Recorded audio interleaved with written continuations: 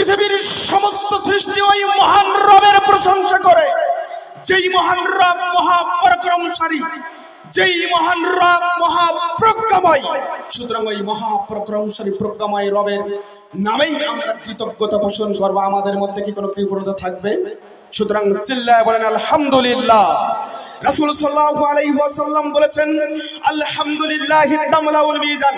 পৃথিবীর বুকে কোনো মানুষ যদি এই হৃদয় থেকে আলহামদুলিল্লাহ বলতে পারে, এই দিল থেকে আল্লাহর সন্তুষ্টির জন্য আলহামদুলিল্লাহ বলতে পারে, আলহামদুলিল্লাহি তামলাউল মিজান। ওই আলহামদুলিল্লাহ দুই শব্দের একটি বাক্য, এতটুকু বাক্যই কাল কঠিন কিয়ামতের ময়দানে ব্যক্তির নেকির পাল্লার ওজন বৃদ্ধি করে দেবে। চিল্লায় বলেন সুবহানাল্লাহ। কত সুখ, আফজালুদ দোয়া, সর্বোত্তম দোয়া আলহামদুলিল্লাহ, সুবহানাল্লাহ। দরুদ ও সালাম বর্ষিত হোক সেই মহামানবের প্রতি, জাহিলিয়াতের নিকোষ কালে আধারে যখন সমগ্র মানবতা অন্ধকার শূন্য ছিল, যে মহামানবের আগমনে যেন আগমন ঘটেছিল একটি সুবহে সাদিকের। আর শুনুন শুনুন শুনুন, এমন এক জাহিলিয়াতের যুগ, আল্লাহর রাসূল যখন পৃথিবীতে এসেছেন এমন এক জাহিলিয়াতের যুগ। আল্লাহর রাসূল যখন পৃথিবীতে এসেছেন এমন এক জাহিলিয়াতের যুগ, যদি সংসারের বাবা মারা যেত তো বড় ভাই ওই মায়ের সাথে বিবাহ বসতে চাইতো। যদি কোনো ব্যক্তির একটা কন্যা সন্তান হতো, লোক লজ্জায় রাতের আধারে গিয়ে মরুভূমির মধ্যে গিয়ে ওই কন্যা সন্তানকে মাটিতে পুঁতে রেখে আসতো। এমন এক অন্ধকার, এমন এক জাহিলিয়াতের যুগে একজন মহা মানব তার জন্ম হয়েছিল, ঠিক সূর্যের, সোনালী সূর্যের মতো, সকালের সুবহে সাদিকের মতো। আচ্ছা, সকালের সূর্য যখন পূর্ব দিকে ওঠে, সারা পৃথিবীর অন্ধকার কি করে দেয়? দূর করে দেয়। আর মহা মানব নবী মুহাম্মদ সাল্লাল্লাহু আলাইহি ওয়াসাল্লাম যখন পৃথিবীতে এসেছিলেন, তার ইলমের নূর, তার ঈমানি নূরের আলোকটা সেদিন সমস্ত পৃথিবীকে পরিষ্কার করে দিয়েছিল। সেই নবী, যার মতো করে নবী অদ্যাবধি এই পৃথিবীতে আসেনি এবং কিয়ামতের উসারদায়কাল পর্যন্ত যার মতো কোনো মানব আর এই ধরিত্রীর মাঝে আসবে না, নবীজি বিশ্ব নবী মুহাম্মদুর রাসূলুল্লাহ। কথা বললেন না তো? আচ্ছা বলেন তো, মুহাম্মদ নাম আসলেই কি বলতে হবে? সাল্লাল্লাহু আলাইহি ওয়াসাল্লাম। কোন ব্যক্তি যদি ঈমানের সাথে বলতে পারে, রহমত নাযিল হবে কয়বার? কয়বার? 10 বার।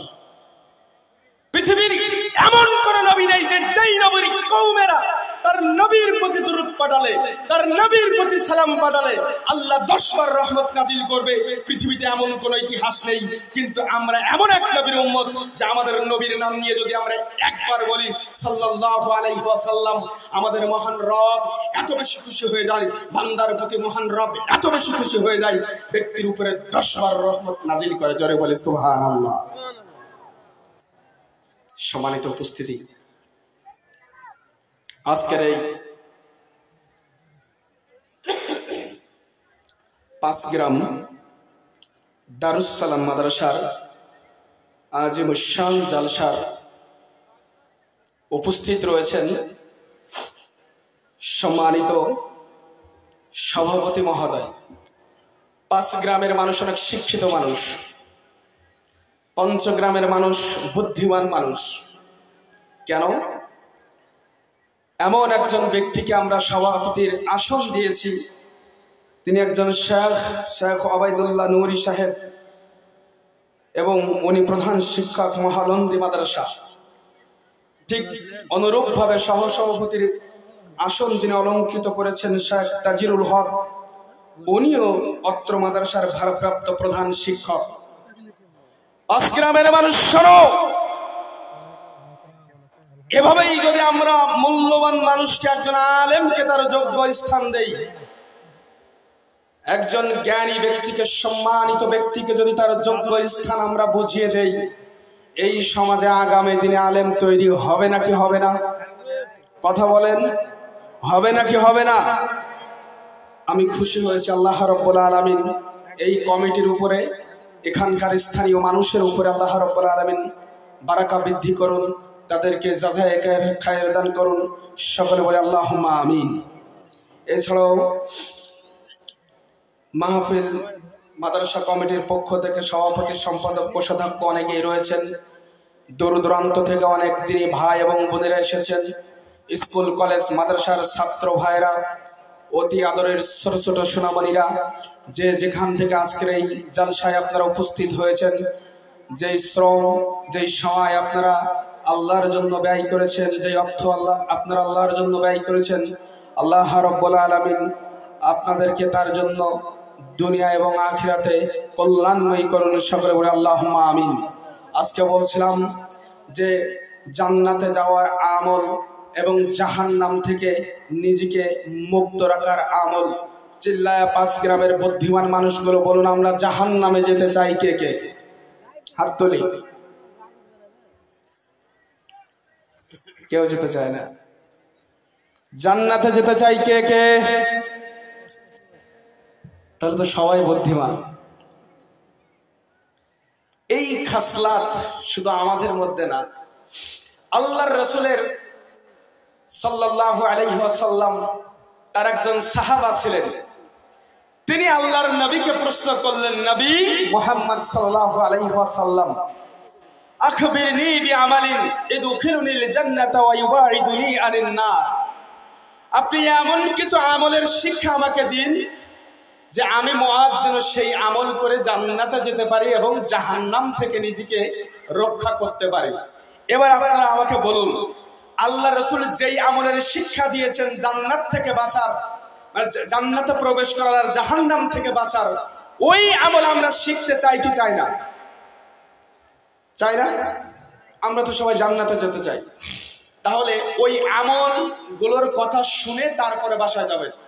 এর আগে একটি ব্যক্তি আপনারা উঠতে পারবেন না। যদি ওঠেন তাহলে এখনই উঠে আপনাকে চলে যেতে হবে, যেহেতু আমরা বই পড়তে পারি না, আমরা ইলম অর্জন করতে পারি না। আজকে এমন কিছু আমলের শিক্ষা আমরা গ্রহণ করে যাব যে গোটা জীবনে যেন সেই আমল আমার জীবনে কাজে লেগে যায়। জোরে বলুন ইনশাআল্লাহ। দেখেন, আমি একটু অসুস্থ আছি, কেউ উঠবেন না। বক্তব্য শুনেছেন, আজকে আমি কিছু অ্যান্টিবায়োটিক দিয়ে যাব ইনশাআল্লাহ। আল্লাহ রাসূল সাল্লাল্লাহু আলাইহি ওয়াসাল্লামের বিখ্যাত সাহাবা মুআজ ইবনে জাবাল রাদিয়াল্লাহু তাআলা আনহু বললেন, ও আল্লাহর নবী, আপনি আমাকে এমন কিছু আমলের শিক্ষা দিন, আখবিরনি বিআমালিন ইদখিলুনিল জান্নাতা ওয়া ইউবাইদুনি আনিন নার। আমি মুআজ যেই আমল করলে আমি জান্নাতে প্রবেশ করতে পারি এবং জাহান্নাম থেকে আমি নিজেকে রক্ষা করতে পারি। আল্লাহ রাসূল সাল্লাল্লাহু আলাইহি ওয়াসাল্লাম বলছেন, মুআজ তুমি কি জান্নাতে যেতে চাও? ও মুআজ, তুমি কি জাহান্নাম থেকে নিজেকে রক্ষা করতে চাও? মুআজ তা'বুদুল্লাহ, তুমি ইবাদত করবে আল্লাহর। বলুন তো আল্লাহর নবী কিসের শিক্ষা দিলেন? কার ইবাদত করতে হবে? আমরা আল্লাহর ইবাদত করতে রাজি আছি ইনশাআল্লাহ। লিল্লাহি তাকবীর। দেখো 5 গ্রামের মানুষ আমরা আল্লাহর ইবাদত করতে পারি না। কেমন? দেখো দেখো দেখো, এদেশের মানুষ, এই সমাজের মানুষ মনে করে আল্লাহর ইবাদত মানে মনে হয় 5 ওয়াক্ত সালাত আদায় করা। এই সমাজের মানুষ আমরা মনে করি আল্লাহর ইবাদত মানে মনে হয় শুধু যাকাত আদায় করা। এই সমাজের মানুষ আমরা মনে করি আল্লাহর ইবাদত মানে শুধু মনে হয় সাওম পালন করা। কিন্তু না, 24 আওয়ার্স 24টা ঘন্টা একজন আহলুল হাদিসের বাচ্চা সে 24টা ঘন্টা পবিত্র কোরআন এবং সহিহ হাদিসের উপরে আমল করবে।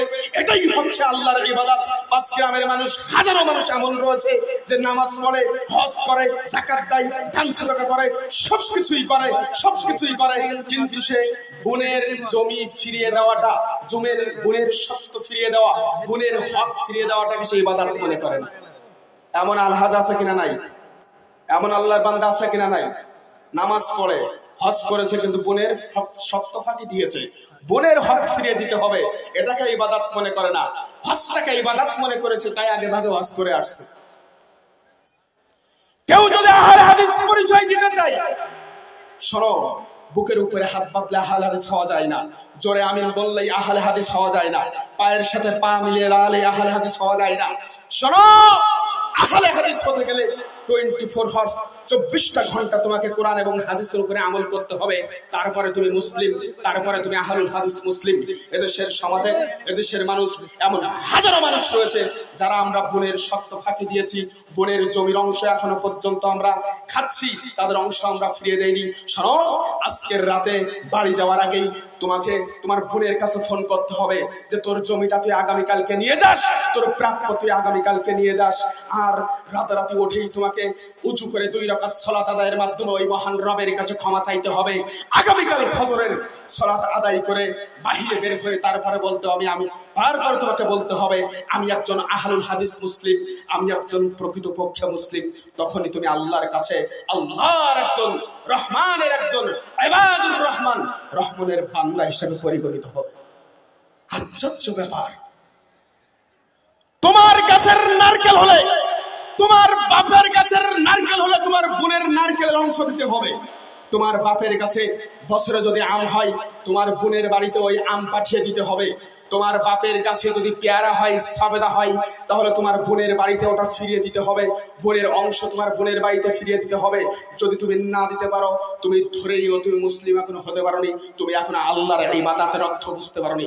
আল্লাহর ইবাদত মানে শুধু সালাত নয়, আল্লাহর ইবাদত মানে শুধু হজ নয়, আল্লাহর ইবাদত মানে শুধু যাকাত নয়, আল্লাহর ইবাদত মানে শুধু দারুস সালাম মাদ্রাসায় এসে বড় বড় দান সাদাকা নয়। 5 গ্রামের মানুষ এখন আল্লাহর ইবাদতের অর্থ বুঝতে পারেনি। হাজারো যুবককে দেখলাম ট্রাক্টর নিচে কাপড় ঝুলে আছে। আমি যখন গাড়িটা সাইড করে যখন আসলাম, যখন আমাকে রিসিভ করা হলো, আমি যখন স্টেজে আসতেছি, এমন শত শত যুবককে দেখলাম ট্রাক্টর নিচে কাপড় ঝুলিয়ে আছে। এই যুবক সালাতকে শুধু ইবাদত মনে করেছে, সালাতটাও পড়েই না। সালাত পড়লে ওরা ট্রাক্টরের নিচে কাপড় থাকতো না। ও মনে করে ইবাদত মানে শুধু মনে হয় জুমার দিনে একদিন সালাত আদায় করতে যাওয়া। এমন আজরাইল আছে কিনা নাই? দেখবেন জুমার দিনে সালাত আদায় করে, ঈদের দিনে সালাত আদায় করে। ওই যুবক জানেই না যে ট্রাক্টর নিচে কাপড় ঝুলিয়ে পড়লে এর ক্ষতি কি, আর ট্রাক্টর নিচে কাপড় উঠিয়ে পড়বা। যুবক, এটা তোমার জন্য ইবাদত। 5 গ্রামের কন্যা, 5 গ্রামের মেয়ে, 5 গ্রামের মা বোন, তোমার ট্রাক্টর নিচে কাপড় ঝুলিয়ে পড়ে তোমার পাতা ঢাকতে হবে, এটা তোমার জন্য ইবাদত। রাসূল সাল্লাল্লাহু আলাইহি ওয়াসাল্লাম বলেছেন, ও 5 গ্রামের মানুষ শোনো, রাসূল সাল্লাল্লাহু আলাইহি ওয়াসাল্লাম বলেছেন, সালাসাতুন লা ইকাল্লিহুমুল্লাহু ইয়াওমাল কিয়ামা, কাল কঠিন কিয়ামতের ময়দানে আল্লাহ রাব্বুল আলামিন 3 শ্রেণীর ব্যক্তির সাথে কথা বলবেন না। ওয়ালা ইয়ানজুরু ইলাইহিম, আল্লাহ তাদের দিকে তাকাবেন না। ওয়ালা ইউযাক্কিহিম, আল্লাহ তাদের পাপ ক্ষমা করবেন না। ওয়ালা হুম আযাবুন আলিম, আল্লাহ তাদের নগদ শাস্তি দিবেন। তারা কারা? আল মুসবিলু, যারা টাকমুর নিচে কাপড় ঝুলিয়ে পড়ে, আল্লাহ তাদের সাথে কথা বলবেন না। আপনার নাম আব্দুল্লাহ হতে পারে, আপনার নাম আব্দুল কুদ্দুস হতে পারে, আপনার নাম আব্দুল মান্নান হতে পারে, আপনার নাম আব্দুল গফুর হতে পারে, আপনার দাদা মুসলমান, আপনার বাপ মুসলমান, আরে আপনি নিজেও মুসলমান, কিন্তু শুনে রাখুন, আপনি যদি টাকমুর নিচে নিয়মিতভাবে টাকমুর নিচে কাপড় ঝুলিয়ে পড়েন, এই অবস্থায়, এমতো অবস্থায় যদি এখনই আপনার মৃত্যু হয়, আপনি হয়ে যাবেন জাহান্নামী। আল্লাহ আপনার সাথে কথা বলবেন না। আল মুসবিলু, যারা টাকনুর নিচে কাপড় ঝুলিয়ে পড়ে, আল্লাহ তাদের সাথে কথা বলবেন না। এখানে যদি সার্চ দেওয়া হয়, অধিকাংশ মানুষ আমরা 24 ঘন্টা টাকনুর নিচে কাপড় ঝুলিয়ে পড়ি অহরহ ভাবে। হাদিসের মধ্যে এসেছে, টাকনুর নিচে যারা কাপড় ঝুলিয়ে পড়ে, এই অংশ যাবে সরাসরি জাহান্নামী। যেই মেয়ে টাকনুর উপরে কাপড় উঠিয়ে পড়ে, এই মেয়ে হবে জাহান্নামী।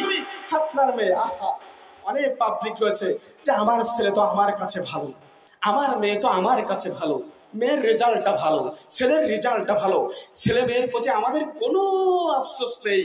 কিন্তু এইটা হচ্ছে অভিশপ্ত মেয়ে, অভিশপ্ত সন্তানের পিতা।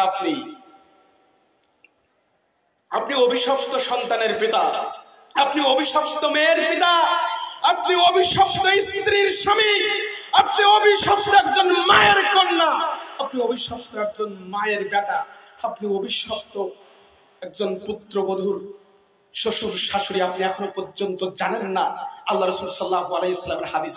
শোনো, হাদিসটা মিলিয়ে নাও। তুমি স্বামী, তুমি গর্ব করো তোমার স্ত্রীকে, দেখো তোমার স্ত্রীর উপরে আল্লাহর নবীর অভিশাপ। তুমি বেটা, তুমি তোমার সন্তান নিয়ে গর্ব করো, তোমার সন্তানের উপরে আল্লাহর অভিশাপ। আল্লাহর নবী মুহাম্মদ সাল্লাল্লাহু আলাইহি ওয়াসাল্লাম বলেছেন, আব্দুল্লাহ ইবনে আব্বাস রাদিয়াল্লাহু তাআলা আনহু থেকে হাদিসে এসেছে, তিনি বলেন, লানা রাসূলুল্লাহ সাল্লাল্লাহু আলাইহি ওয়াসাল্লাম আল্লাহর রাসূল অভিশাপ দিয়েছেন, আল্লাহ রাসূল অভিশাপ দিয়েছেন আল মুকান্নাসিনা মিনার রিজালে, ওই সমস্ত পুরুষ যেই পুরুষ হয়েও নারীর মতো চলে, যেই পুরুষ হয়েও নারীর মতো চলে। নারীদেরকে আল্লাহ রাসূল সাল্লাল্লাহু আলাইহি ওয়াসাল্লাম টাকনোর নিচে কাপড় ঝুলিয়ে পড়তে বলেছে। যেই পুরুষ টাকনোর নিচে কাপড় ঝুলিয়ে পড়ে ওই পুরুষের উপরে আল্লাহ রাসূলের অভিশাপ। যেই পুরুষ নারীদের পোশাক পরে তার উপরে আল্লাহ রাসূলের অভিশাপ। নারীরা কানের দুল দেয়, দেখবেন এখন কিছু পুরুষরাও যুবকরাও কানের দুল দেয়। নারীরা ঝিলিমিলি পোশাক পরিধান করে, পুরুষরাও ঝিলিমিলি পোশাক পরিধান করে। নারীরা এখন মাথায় ব্যান্ড দেয়, এখন কিছু পুরুষ যুবক দেখবেন মাথায় তারা ব্যান্ড দেয়। নারীরা যেটা পছন্দ করে পুরুষও সেটা পছন্দ করে। আল্লাহর নবী মুহাম্মদ সাল্লাল্লাহু আলাইহি ওয়াসাল্লাম বলেছেন আল মুকান্নাসিনা মিনার রিজালে, ওই পুরুষের প্রতি অভিশাপ, ওই পুরুষের প্রতি অভিশাপ যেই পুরুষও নারীর মতো চলে, নারীর ভঙ্গিমা অনুসরণ করে। নারী যেটা পছন্দ করে তারও সেটা পছন্দ, নারী যেই পোশাক পরে তারও সেটা পছন্দ। এই পুরুষের উপরে আল্লাহর নবীর অভিশাপ। ওয়াল মুতারাজ্জিলাত মিনান নিসা, তুমি তোমার স্ত্রীকে নিয়ে গর্ব করো, তাই না? আহা, তুমি তোমার কন্যাকে নিয়ে গর্ব করো। আল্লাহ রাসূল সাল্লাল্লাহু আলাইহি ওয়াসাল্লাম বলেছেন ওয়াল মুতারাজ্জিলাত মিনান নিসা, ওই নারীর প্রতি অভিশাপ, ওই কন্যার প্রতি অভিশাপ, ওই মেয়ের প্রতি আল্লাহর নবীর অভিশাপ। কে? যে মেয়ে হয়েও পুরুষের মতো চলে। পুরুষ জিন্সের প্যান্ট পরে, দেখবেন মেয়েরাও জিন্সের প্যান্ট পরে। পুরুষ যেমন ভাবে চলে, পুরুষকে আল্লাহ রাসূল টাকনার উপরে কাপড় উঠিয়ে পড়তে বললো, ওই মেয়েটার ওটা ভালো লেগেছে, ওর নিচে পড়তে বললো আর ও টাকনার উপরে কাপড় পরতেছে। পুরুষ যেটা করে নারী সেটা করে। পুরুষরা সাইকেল চালায়, নারীও সাইকেল চালায়। পুরুষ যেমন সংসারে খবরদারি করতে চায়, ওই নারীও তেমন খবরদারি করতে চায়। পুরুষ যেমন করে রাস্তাঘাটে চলে, ওই নারীও রাস্তাঘাটে চলে। পুরুষ যেমন জোরে চিৎকার দিয়ে কথা বলে, ওই নারীও তেমন চিৎকার দিয়ে কথা বলে। পুরুষ যেমন হুঙ্কার দিয়ে একজন আরেকজনকে মারতে যায়, ওই নারীও হুঙ্কার দিয়ে রাস্তাঘাটে মারামারি করে। আল্লাহর নবীর ভাষায় ওই নারীর প্রতি অভিশাপ, ওই মেয়ের প্রতি অভিশাপ, ওই স্ত্রীর প্রতি অভিশাপ, ওই মায়ের প্রতি অভিশাপ। আপনার মা হচ্ছে অভিশপ্ত, আপনার মেয়ে হচ্ছে অভিশপ্ত, আপনার স্ত্রী হচ্ছে অভিশপ্ত। মিলিয়ে নিন। হাদিসকার নবী মুহাম্মদ, জোরে বলুন সাল্লাল্লাহু আলাইহি ওয়াসাল্লাম। উঠে যান, বক্তব্য শোনার দরকার নাই, উঠে যান। সুর নেই, সুর দিতে পারবো না, উঠে যান। অনেকে উঠতে মনে চলে, এখনই চলে যান। লজ্জা হওয়া উচিত আপনাদের, অধিকাংশ মানুষের লজ্জা হওয়া উচিত। আমার স্ত্রীর ভিতরে ইসলাম নেই, আমার ভিতরে ইসলাম নেই, আমার মেয়ের ভিতরে ইসলাম নেই, আমার ছেলের ভিতরে ইসলাম নেই, আমার বাবা মায়ের ভিতরে ইসলাম নেই। আর আমি এখানে এসেছি গজল শুনতে, আমি শান শুনতে এসেছি, পল্লী গীতি শুনতে এসেছি, ভাটিয়ালি শুনতে এসেছি। আশ্চর্য ব্যাপার, ভাটিয়ালি দিয়ে আপনি জান্নাত পাবেন, পল্লী গীতি দিয়ে আপনি জান্নাত পাবেন। যান বাড়িতে গিয়ে জান্নাত কামাই করেন, রাগ করবেন না। আমার অনেক হৃদয়ে কষ্ট হয়। এদেশের হাজারো মানুষকে দেখলাম তাদের স্ত্রীরা তাদের মারা বাড়িতে বসে বসে বিড়ি বাঁধে। আপনি আহলে হাদিস মানে, আপনি তাআবুদুল্লাহর অর্থ বুঝেন, আল্লাহর ইবাদতের অর্থ বুঝেন? এদেশের হাজারো মানুষকে দেখলাম তার স্ত্রী বাড়িতে বাড়িতে বিড়ি বাঁধে, তার মেয়ে বাড়িতে বাড়িতে বিড়ি বাঁধে। আশ্চর্য ব্যাপার, তার মা বাড়িতে বাড়িতে বিড়ি বাঁধে। আরে আপনার রক্ত তো পুজ হয়ে গেছে, আপনার গায়ে শক্তি নেই, আপনার স্ত্রীকে আপনাকে খেতে দিতে হবে। বলেছেন কে? আল্লাহ। আপনার স্ত্রীকে আপনাকে খেতে দিতে হবে, আপনার মাকে আপনাকে খেতে দিতে হবে। এদেশের মানুষের হাজারো মানুষকে দেখলাম তারা অজুহাত দিয়ে, কর্মের অজুহাত দিয়ে, তারা রিজিকের অজুহাত দিয়ে তারা তাদের বাড়িতে তাদের মা বোনদের হাতে তারা বিড়ি নামক এই নিকৃষ্ট দ্রব্য, এই হারাম দ্রব্যাদি তুলে দিয়েছেন। আমাকে মারেন, আমাকে কেন মেরে ফেললেও আপনি এই বিড়িকে হালাল করতে পারবেন না। বিড়ি হারাম করেছেন কে? চিল্লায় বলুন কে? আল্লাহ। যদি বলেন হুজুর বিড়ি যে হারাম, এটা কি লেখা আছে কোরআনে? আসতে পারে না। হাদিসে কি লেখা আছে নাকি? কোথাও লেখা নেই। কিন্তু হারাম কিভাবে হয়? রাসূল সাল্লাল্লাহু আলাইহি ওয়াসাল্লাম বলেছেন, মা আসকারা কাসীরুহু ফাকলিলু হারামুন। যেই জিনিস অধিক খেলে নেশার উদ্রেক হয়, যেই জিনিস অধিক খেলে নেশার উদ্রেক হয়, তার অল্পটুকু হারাম। সূরা বাকারার 219 নম্বর আয়াতের মধ্যে আল্লাহ বলছেন নবীকে, ইয়াসআলুনাকা আনিল খামরি ওয়াল মাইসির, ও নবী মুহাম্মদ সাল্লাল্লাহু আলাইহি ওয়াসাল্লাম, মানুষের তোমাকে মদ এবং জুয়া সম্পর্কে জিজ্ঞাসা করো, তুমি বলো কুল ফীহিমা ইসমুন কাবীর ওয়া মানাফিউ লিন-নাস ওয়া ইসমুহুমা আকবারু মিন নাফঈমা। তুমি বলো মদ এবং জুয়া এর ভিতরে মানুষের জন্য কিছুটা উপকার রয়েছে। উপকার কি? মদ খেলে কিছুটা প্রশান্তি পেতে পারে। উপকারটা কি? জোয়া খেললে 10 টাকা জোয়া ধরেছেন, নগদ 10,000 টাকা পাইতে পারেন, কিন্তু ভবিষ্যৎ কি? ধ্বংস, ক্ষতি। আল্লাহ রাসূল বলছেন যেই জিনিস অধিক খেলে নেশার উদ্রেক হয় তার অল্পটুকু হারাম। আল্লাহ বললেন যেই জিনিসের মধ্যে মানুষের হিউম্যান বডিতে উপকারের থেকে ক্ষতির পরিমাণ বেশি, ওই জিনিস কি? হারাম। এবার আপনি আমাকে বলুন, বিড়িতে উপকার বেশি না ক্ষতি বেশি? এখন একটা মাসলা বেঁধে গেল, একটা মাসআলা এখন বেঁধে গেল, সমাধান হচ্ছে না। এই মাসলার সমাধান দেবেন কে? কথা বলেন। আলেম ওলামারা দিবে, শায়েখ দিবে, তাই না? এই হিউম্যান বডিতে ক্ষতি আছে না উপকার আছে বিড়িতে, এই তথ্য দিবে কে? কে দেবে? ডাক্তার। আজ পর্যন্ত কোন ডাক্তারকে লিখেছেন যে আপনার এই অসুস্থ হয়েছেন, এই রোগের জন্য প্রতিষেধক হিসাবে প্রত্যেকদিন সকালে উঠে খালি পেটে একটা করে বিড়ি টানবেন? কোন ডাক্তার এটা লিখছে? প্রেসক্রিপশন করছে নাকি? চেক করছে? এখন আমি বলি, বলুন তো জর্দা পাতা হালাল নাকি হারাম? হারামের পক্ষে কে কে হাত তুলি? মাশাআল্লাহ, আপনারা আসলে 5 গ্রামের মানুষ, শিক্ষিত মানুষ। যেগুলো বসাইছেন, যাদেরকে বসাইছেন, এমনি বক্তব্য দিতে আমারই কাবাকাবি শুরু হয়ে যাচ্ছে। বলবো শায়েখ বসে আছে এখানে। জর্দা পাতা অনেকেই বলে মাখরু। আমাদের বাংলাদেশের ছোট হুজুর, বড় হুজুর, নোয়া হুজুর, সেজা হুজুর সবাই জর্দা খায়। কিছুদিন আগে বাংলাদেশে একজন মুফতির কাছে, ভাই জর্দা খান নাকি, উঠে যাচ্ছেন কেন? কিছুদিন আগে আমাদের বাংলাদেশে এক হুজুরের কাছে প্রশ্ন করেছে যে হুজুর জর্দা পাতা হালাল নাকি হারাম? তা হুজুর বলছে যে এ নিয়ে বিনিয়ে বিভিন্ন নাস দেখিয়ে, দলিল দেখিয়ে বলছে না, জর্দা পাতা হচ্ছে হালাল। কেন? হুজুর যদি একটিবারের জন্য বলে যে জর্দা পাতা হারাম, তাহলে হুজুরের ইমামতি থাকবে না, হুজুরের চাকরি থাকবে না, হুজুরের সিয়ার থাকবে না। কেন? হুজুরের পিছনে নোয়া হুজুর, বড় হুজুর, ছোট হুজুর, সেজা হুজুর সবাই বসে বসে গরুর মতো, ছাগলের মতো জবলা চিল্লাচ্ছে জর্দা পাতা। হুজুর যদি বিরুদ্ধে বলে, ইমামতি থাকবে না। এদেশের আহলে হাদিসরা চেয়ার ঠিকানার জন্য কখনো হালালকে হারাম আর হারামকে হালাল ফতোয়া দেয় না।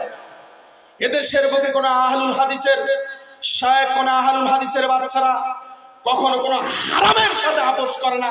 তার চেয়ার টিকিয়ে রাখার জন্য, তার চাকরি টিকিয়ে রাখার জন্য, তার ব্যবসা টিকিয়ে রাখার জন্য, তার ইমামতি টিকিয়ে রাখার জন্য কখনো হারামের সাথে আপোষ করে না। আপনি তাআবুদুল্লাহর অর্থ বুঝতে আসতেছেন। আমি যখন বিড়ির বিরুদ্ধে বক্তব্য দিলাম, আমাকে অন্তত 5 থেকে 600 মানুষ আমাকে গালি দিল। আমার ফেসবুকে এই ধুলিয়ানের এই বিষয়, বিড়ির বিষয়ে বক্তব্য দিয়েছিলাম। আমার চ্যানেলে আপনারা দেখবেন, আমার পেজে অন্তত 5-600 মানুষ আমাকে গালি দিয়েছে। তোর বাপ কি খেতে দিবে? তুই তাহলে একটা চাকরি দে। তুই কেন বিড়ির বিরুদ্ধে বলতেছিস? বিড়ি কি হারাম? কোরআনে কি লেখা আছে? হাদিসে কি লেখা আছে?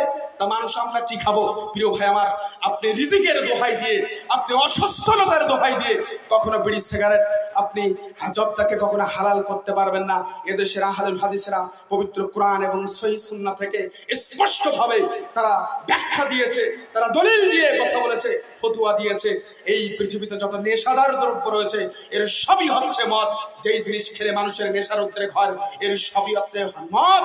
যত আলা পাতা বলুন, জর্দা পাতা বলুন, বিড়ি সিগারেট বলুন, আপনি পান পাতা বলুন, আর আপনি পাতার বিড়ি বলুন, আরাকিস বিড়ি বলুন, সিগারেট বলুন, গাঁজা বলুন, মদ বলুন, ইয়াবা বলুন, ফেন্সিডিল বলুন, হিরোইন বলুন, এর কোন একটির সাথে যদি কোনো মুসলিম আপোষ করে, 40 দিন পর্যন্ত ইবাদতের কল্যাণ থেকে বঞ্চিত থাকবে। কতদিন? আজকে আপনি বিড়ি খেয়েছেন, তো এখান থেকে 40 দিন পর্যন্ত আপনি আল্লাহর কাছে ক্ষমা চেয়েছেন। আজ থেকে বাদ দিবেন, 40 দিন পর থেকে আপনার ইবাদত কবুল হবে। 40 দিন আগ পর্যন্ত আপনার ইবাদতের কল্যাণ থেকে আপনি বঞ্চিত হয়ে যাবেন। হারাম মুসলিমের জন্য হারাম জিনিস দিয়ে পাকস্থলী পূর্ণ করে কখনো জান্নাত পাওয়া যাবে না।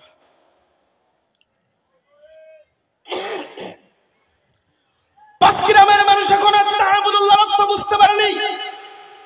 মুআজ ইবনে জাবাল রাদিয়াল্লাহু তাআলা আনহুকে প্রশ্ন করলো, ও মুআজ, তুমি যদি জান্নাতে যেতে চাও, মুআজ তুমি যদি জাহান্নাম থেকে নিজেকে রক্ষা করতে চাও, মুআজ তাআবুদুল্লাহ, তুমি ইবাদত করবে আল্লাহর।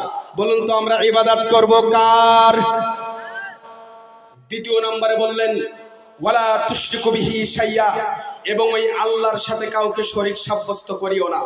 পৃথিবীর মানুষ আল্লাহর উলুহিয়াতের সাথে তুমি কাউকে শরীক সাব্যস্ত করতে পারবে না। আল্লাহর রুবুবিয়ার সাথে তুমি কাউকে শরীক সাব্যস্ত করতে পারবে না। আল্লাহর গুণের সাথে তুমি কাউকে শরীক সাব্যস্ত করতে পারবে না। এদেশে কি অবস্থা জানি না, বাংলাদেশের মানুষ, বাংলাদেশের যত জেলা রয়েছে প্রত্যেকটা জেলায় অন্তত 20-30টা করে শুধু পীরের দরবার পাবে আর মাজার পাবে। আল্লাহ রাসূল সাল্লাল্লাহু আলাইহি ওয়াসাল্লাম বলেন ইসতানিবুস সাবআল মুবিকাত, পৃথিবীতে ঈমান বিধ্বংসী বিষয় হচ্ছে 7টি। কয়টি? জোরে বলেন, চিল্লায় কয়টি?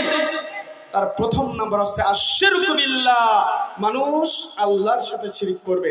কেউ যদি আল্লাহর সাথে শরীক সাব্যস্ত করে তো তার ঈমান থাকে না। এদেশের বুকে হাজারো মানুষ আমরা আল্লাহর সাথে সরাসরি শিরিক করি। শোনো, শিরিক কাকে বলে? আকাশের দিকে তাকিয়ে কসম খাইলে শিরিক হয়, নিজের চোখ ছুঁয়ে কসম খাইলে শিরিক হয়, নিজের মাথা ছুঁয়ে কসম খাওয়া হচ্ছে শিরিক। মরা কাঠের গায়ে হাত রেখে কসম খাওয়া শিরিক, জীবিত গাছের গায়ে হাত রেখে কসম খাওয়া শিরিক, মাটিতে হাত রেখে কসম খাওয়া শিরিক, মসজিদের উপরে উঠে কসম খাওয়া শিরিক, কোরআন মাজিদ ছুঁয়ে তার রিয়াল ছুঁয়ে কসম খাওয়া শিরিক, পীরের দরবারে সেজদা দেওয়া শিরিক, পীরের দরবারে মানত করা শিরিক, মাজারে টাকা দেওয়া শিরিক, গায়রুল্লাহর নামে কোনো কিছু জবাই করা, কোনো প্রাণী জবাই করা, সেটা হচ্ছে শিরিক। মৃত বাবার নামে কসম খাওয়া শিরিক, জীবিত বাবার নামে কসম খাওয়া শিরিক, গায়রুল্লাহর নামে কসম খাওয়া শিরিক, লা আদা ওয়ালা তিআরা, কুলক্ষণ বিশ্বাস করা শিরিক, কুসংস্কার বিশ্বাস করা শিরিক, এর সবটাই হচ্ছে শিরিক। পৃথিবীর মানুষ কেউ যদি এমনটি করে, তো কেউ যদি এভাবে আল্লাহর নাম ব্যতীত মানুষের নামে কসম খায়, তাহলে এর সবটাই হবে শিরিক। আমাদের বাংলাদেশের বুকে হাজার হাজার মানুষ শিরকে লিপ্ত। কেন? এখনো যদি এখানে যদি দেখা হয় তো এখানে আমরা নামমাত্র আহলে হাদিস, আমাদের সন্তানদের কোমরে তাবিজ রয়েছে, এটা হচ্ছে শিরিক। কারোর বাহুতে তাবিজ রয়েছে, এটা হচ্ছে শিরিক। কারোর গলায় তাবিজ রয়েছে, এটা হচ্ছে শিরিক। কেউ পীরের দরবারে গিয়ে সিজদা দিয়ে পড়ে থাকে, এটা হচ্ছে শিরিক। এর সবটাই হচ্ছে শিরিক। পৃথিবীর বুকে কোনো মানুষ শিরিক করলে তার আর মুসলমানিত্ব থাকে না। পৃথিবীর চোর, লুচ্চা, বদমাশ, জিনাখোর, মাগিখোর, পৃথিবীর সব থেকে দামি অপরাধী, সব থেকে বড় অপরাধী হচ্ছে ওই ব্যক্তি যে আল্লাহর সাথে মানুষকে শিরিক করে। আমাদের বাংলাদেশের বুকে এক পীর সাহেবের মুরিদ বলছে, তোমরা কি জানো আমাদের পীর সাহেব কাল কঠিন কিয়ামতের ময়দানে জাহাজ নিয়ে আসবে জান্নাতে নিয়ে যাওয়ার জন্য। কি নিয়ে আসবে? আচ্ছা, আপনাদের এই এলাকায় জাহাজ চলে, নৌকা চলে মাঠে নাকি সাগরে? কথা বলেন। এই হুজুর বলছে কিয়ামতের মাঠে নাকি জাহাজ চলবে। আবার বলছে জান্নাতের ঘাটে। জান্নাতের ঘাট আছে না দরজা আছে? নগদ মিথ্যা কথা বলছে। জান্নাতের ঘাটে কিয়ামতের মাঠে জাহাজ দিয়ে আসবে। আবার বলে কে যাবে পারে বাবার নৌকাতে বলছে কে যাবে পারে বাবার নৌকাতে। রূপ নদীতে নাও ভাসাইয়া যাই রে তোরা, কে যাবি পারে বাবার নৌকাতে। এই ঝুলে ঝুলে ঝুলে ঝুলে বলে, আমার এসে হয় না তো, বুঝতে পারছেন? বলে কে যাবি পারে বাবার নৌকাতে। বাবার নৌকার লোভ দেখিয়ে আসলে কিসের লোভ, কিসের ধান্দা? এটা টাকার ধান্দা। জান্নাতে তো সবাই যেতে চায়। যে জীবনে নামাজও পড়ে না ও কিসে যেতে চায়? ভালো করে বুঝেন। যে কোনদিন নামাজ পড়েনি ও কোথায় যেতে চায়? জান্নাতে, তাই না? আবার যে সারা জীবন নামাজ পড়েছে ও কোথায় যেতে চায়?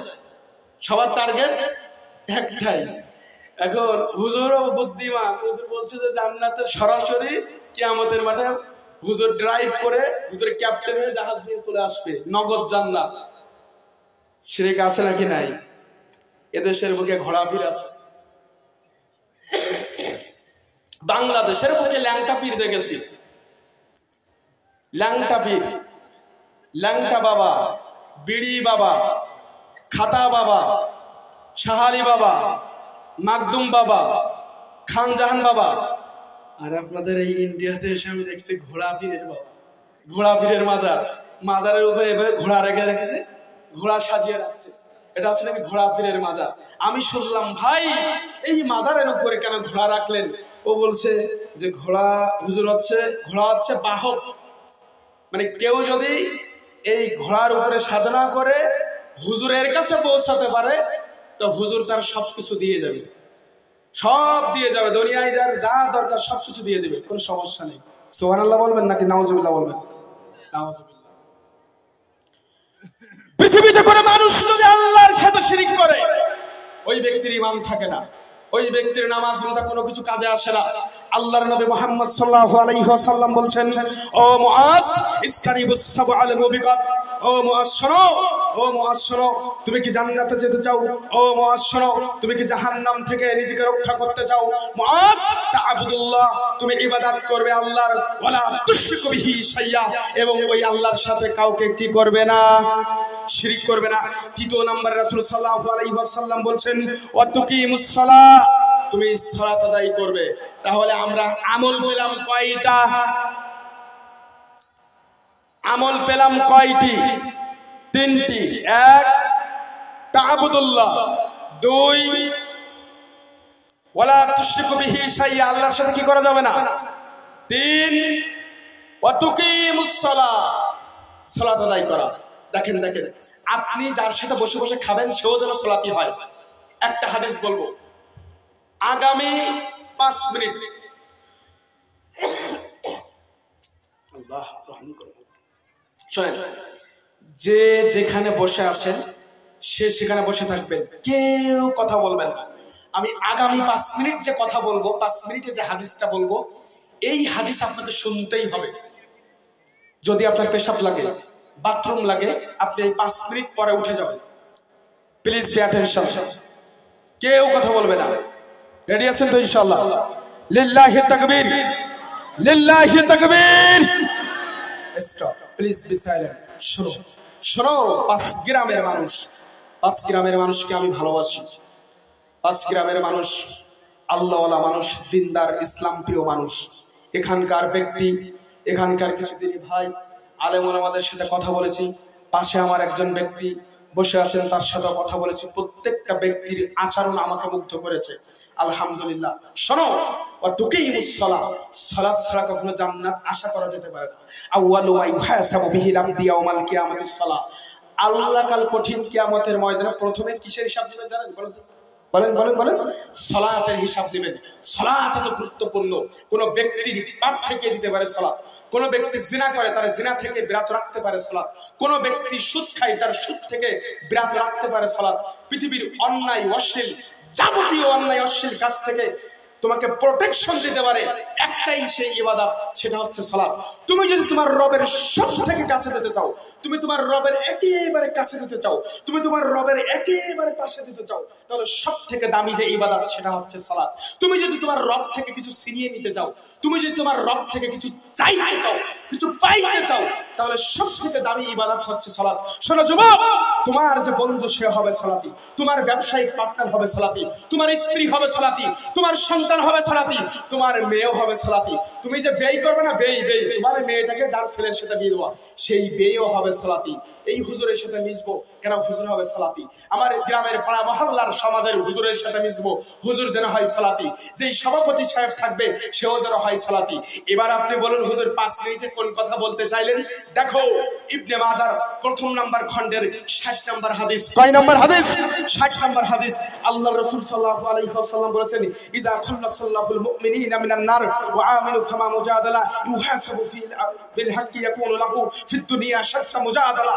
কাল কঠিন কিয়ামতের ময়দানে আল্লাহ রাব্বুল আলামিন এক শ্রেণীর মানুষকে জাহান্নাম থেকে বের করে জান্নাতে দেওয়ার জন্য তাদেরকে মুক্ত করে দিবেন জাহান্নাম থেকে। তো তারা কোথায় প্রবেশ করবে? কথা বলেন, জান্নাতে। কিন্তু ওই ব্যক্তিগুলো জান্নাতে যাবে না, পাল্টা জান্নাতে না গিয়ে তারা আল্লাহর কাছে চলে আসবে, আল্লাহ আমরা জান্নাতে যাব না। কেন? আপনি এখনো পর্যন্ত যাদেরকে জাহান্নামে রেখেছেন, আমরা এখনো পর্যন্ত যাদেরকে জাহান্নামের মধ্যে দেখে এসেছি, ওই খোয়ালুনা, ওরা আমাদের ওই সমস্ত ভাই আত্মীয় স্বজন। কানু ইউসাল্লুনা মানা, যাদেরকে এখনো পর্যন্ত আমরা জাহান্নামের মধ্যে দেখে এসেছি। হে প্রতিপালক, হে আমাদের রব, ওরা আমাদের ওই সমস্ত ভাই, ওরা আমাদের ওই সমস্ত সালাতি ভাই যারা আমরা একসাথে বসে সুবহানাল্লাহ বলতাম, যারা আমরা একসাথে বসে সামি আল্লাহু লিমান হামিদা বলতাম, যারা আমরা একসাথে বসে বসে আলহামদুলিল্লাহ বলতাম, পায়ে পা লাগিয়ে দাঁড়াতাম,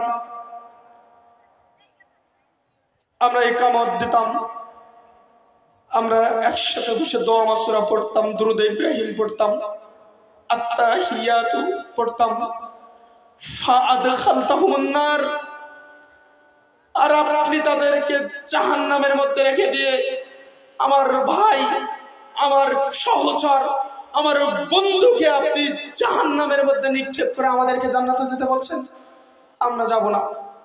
তখন আল্লাহ বলবেন, ছাগো তোমরা যাও, ফাখরিজু, তাদেরকে বের করে আনো, মানে আরাফতুম মিনহুম, যাদেরকে যাদেরকে তোমরা চিনতে।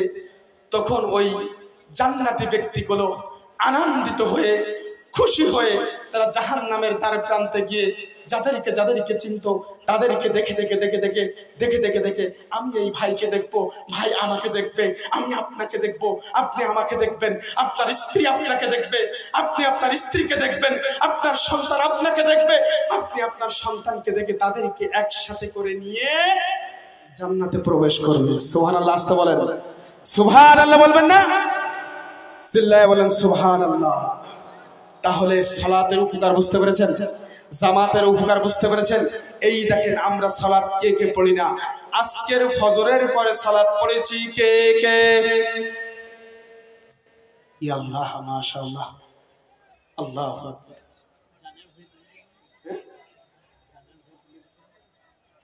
কি ভয়তে তুললেন না তো? হুজুরের ভয়তে? আলহামদুলিল্লাহ, আল্লাহ কবুল করেন আপনাদের, আল্লাহুম্মা আমিন বলেন। মিথ্যা কথা বলেন। ওই এখানে পাশেরাই শায়েখরা আছে, এখানে এই ফাঁকা ফাঁকা জায়গাগুলো না, এই সব জায়গায় ফেরেশতা বসে আছে এরকম করে, বুঝতে পারছেন? যে আব্দুল কুদ্দুস সকাল 9টা পর্যন্ত ঘুমিয়েছিল, হাত তুলেছে 3 বার, কট খেয়ে যাবে। এখানে বেঁচে গেল, কট খেয়ে যাবেন উপরে, আমার কিছু হবে না। সালাত দেখেছেন? এজন্য আল্লাহর নবী বলছেন, মুআজ তুমি যদি নিজেকে জাহান্নাম থেকে রক্ষা করতে চাও, মুআজ তা'বুদুল্লাহ, ইবাদত করবে আল্লাহর, ওয়ালা তুশরিকু বিহি শাইয়া, ওই আল্লাহর সাথে কাউকে শরীক করবে না, ওয়া তুকিমুস সালাহ, এবং সালাত আদায় করবে। বলুন, আল্লাহর নবী শিক্ষা দিয়েছেন কয়টা? কে বলতে পারবে? 3টা। এরপরে বলছেন ওয়া তুকিমুস সালাহ ওয়া তু'তিজ যাকাত, যাকাত প্রদান করা। আচ্ছা আমি বলি, তুমি আমাদের সমাজে বাংলাদেশের বুকে এমন অনেক পাবলিক রয়েছে, অনেক দানবীর রয়েছে, অনেক ধনশীল ব্যক্তি রয়েছে, তারা কি করে জানেন? যাকাত যদি হয় 5 লক্ষ টাকা, তাহলে 1 লক্ষ টাকার শাড়ি, লুঙ্গি, সস্তা গামছা কিনে এটা বিতরণ করে বলে যে আমি যাকাত ছেড়ে দিয়েছি, যাকাত বের করে দিয়েছি। এমন পাবলিক আছে না? শোনো ভাই, যাকাত যদি 10 টাকা যাকাত হলে সেই 10 টাকা যাকাত তোমাকে দিতে হবে, না হলে কাল কঠিন কিয়ামতের ময়দানে আল্লাহ সুবহানাহু ওয়া তাআলা দুনিয়ার এই সম্পদটা সাপে পরিণত করে দিবেন, আপনার এই মুখের উপরে দর্শন করতে থাকবে। আল্লাহ রাসূল সাল্লাল্লাহু আলাইহি ওয়াসাল্লাম 4th নম্বরে বলেন ওয়া তাসুমু রমাজান, রমজানের সিয়াম পালন করা। প্রত্যেকটা ব্যক্তিকে রমজানের সিয়াম পালন করতে হবে, রমজানের সিয়াম পালন করতে হবে। রমজানের সিয়ামের এত বেশি গুরুত্ব, আল্লাহর নবী বলছেন যে মান সামা ইয়াওমান, কেউ যদি একটি রোজা রাখে, কেউ যদি রমজানের একটি রোজা রাখে, ফি সাবিলিল্লাহ, আল্লাহর জন্য রোজা রাখে, তাহলে বা'দাল্লাহ, তার থেকে জাহান্নামের আগুন, বা'দাল্লাহু ওয়াজহাহু, তার থেকে জাহান্নামের আগুন ৭০ ফারিকা, ৭০,০০০ বছর আর তার মুখমণ্ডল পৃথক হয়ে যায়। একটা রোজা রাখবেন, আপনার এই মুখমণ্ডল আল্লাহ ৭০,০০০ বছরের দূরত্বের সমান জাহান্নামের আপনার মুখমণ্ডল এভাবে দূরত্ব তৈরি করে দিবে। সুতরাং রোজা কেউ ছাড়বে না। এরপর আল্লাহ রাসূল সাল্লাল্লাহু আলাইহি ওয়াসাল্লাম বলছেন ওয়া তাহাজ্জুল বাইত, আল্লাহর ঘরের হজ পালন করা। এবার আমাকে বলতে হবে, বলুন আল্লাহর নবী জান্নাতে যাওয়ার শিক্ষা দিয়েছেন কয়টা? ৬টা। ভালো করে মুখস্থ করবেন। ১, আল্লাহর ইবাদত করা। ২, তার সাথে কারো শিরক না করা, শরীক সাব্যস্ত না করা। ৩, কে বলতে পারবে? কথা বলেন। সালাত আদায় করা। ৪, সিয়াম পালন করা, রমজানের সিয়াম পালন করা। ৫, সামর্থ্য বাড়লে যাকাত দান করা, যাকাত আদায় করা। ৬, হজ পালন করা। কেউ যদি এই ৬টা আমল করতে পারে,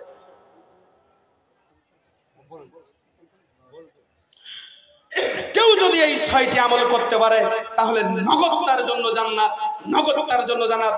আল্লাহর নবী মুহাম্মদ সাল্লাল্লাহু আলাইহি ওয়াসাল্লাম বলছেন, মুআজ রে, তুমি যদি জান্নাতে যেতে চাও, তুমি যদি জাহান্নাম থেকে নিজেকে রক্ষা করতে চাও, মুআজ তুমি এই ৬টি আমল করবে।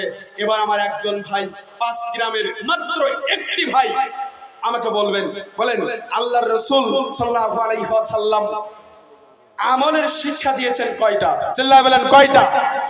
এই ৬টা কে কে পারবে?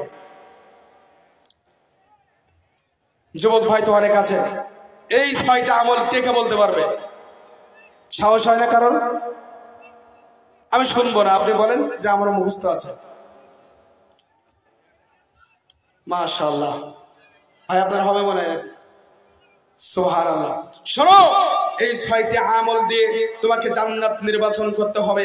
আল্লাহর নবী মুহাম্মদ সাল্লাল্লাহু আলাইহি ওয়াসাল্লামকে আল্লাহ বলছেন, জান্নাত তো শুধু তাদের জন্য, ওয়া'আদ্দা লাহু আযাবান আযীমা, জান্নাত তো শুধু তাদের জন্য।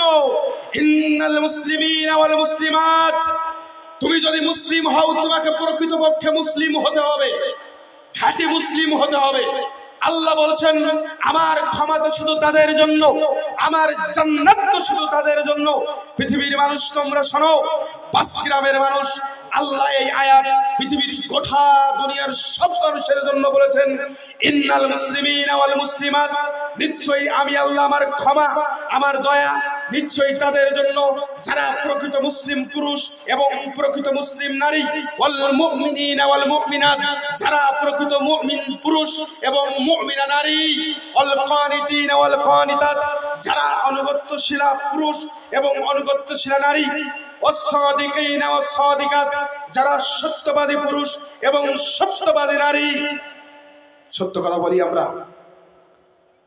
ওয়াস-সাবিরিনা ওয়াস-সাবিরাত, যারা ধৈর্যশীল পুরুষ এবং ধৈর্যশীলা নারী। ওয়াল খাশিঈনা ওয়াল খাশিয়াত, যারা বিনয়ী পুরুষ এবং বিনয়ী নারী। ওয়াল মুতাসাদ্দিকিনা ওয়াল